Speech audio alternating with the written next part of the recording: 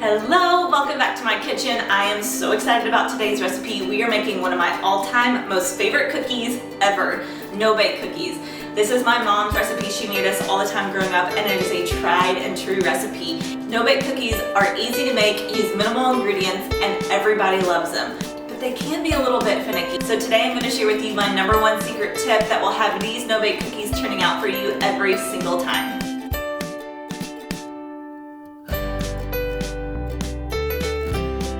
We're gonna go ahead and prep all of the ingredients because once this recipe gets started, it goes really quickly, and it's helpful to have everything prepped and ready to go. So in a large bowl, you're gonna add 3 cups of old-fashioned oats and 1/2 cup of creamy peanut butter. Next, we're gonna head on over to the stove, and in a medium pot, you're gonna add 1 stick of butter, 2 cups of sugar, 1/2 cup of milk, 1/2 cup of cocoa powder, and a teaspoon of vanilla. Turn the stove on medium, and with a rubber spatula, start to combine and stir everything together. As the pot heats up, it will slowly melt the stick of butter, and it will become a rich, chocolatey, delicious sauce. Now this is the important part. You don't want to leave the stove from this point on out. You want to continuously stir this chocolate mixture to make sure it doesn't burn and scorch on the bottom, but also to watch for when it starts boiling. This is my secret tip.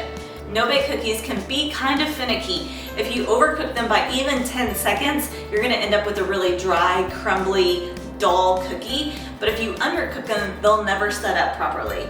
So the key is to boil it for exactly 1 minute. Now what do I mean when I say boil? As you stir to make sure everything is together and not burning and scorching on the bottom, you want to watch out for when it starts bubbling in the middle. That first 1 or 2 bubbles right in the middle of the pot, you're going to turn on your timer at that point exactly for 1 minute.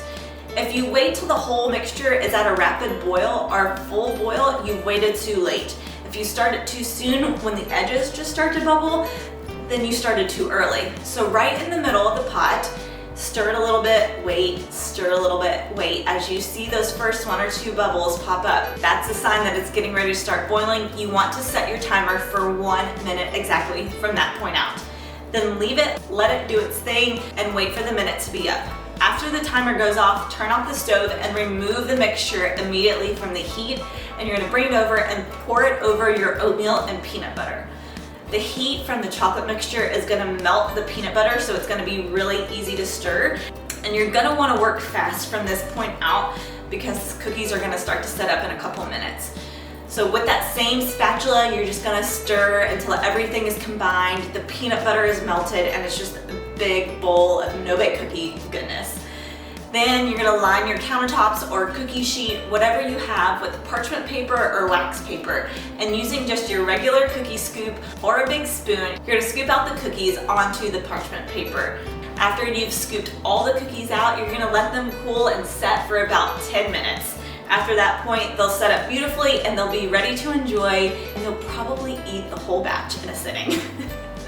These no-bake cookies are a classic and a family staple in our house. My husband loves them, my track team has loved them, every single friend that I bring them to love them. You cannot go wrong with a chocolate peanut butter combo. Plus they come together in less than 10 minutes. They only use a couple staple pantry ingredients that you have right now. What more could you want from a simple sweet treat? For the full recipe, head on over to the blog at feelingasouthernsoul.com. You'll find it there with many more recipes. I hope you all have a wonderful day, and I will see you all in the kitchen next time very soon.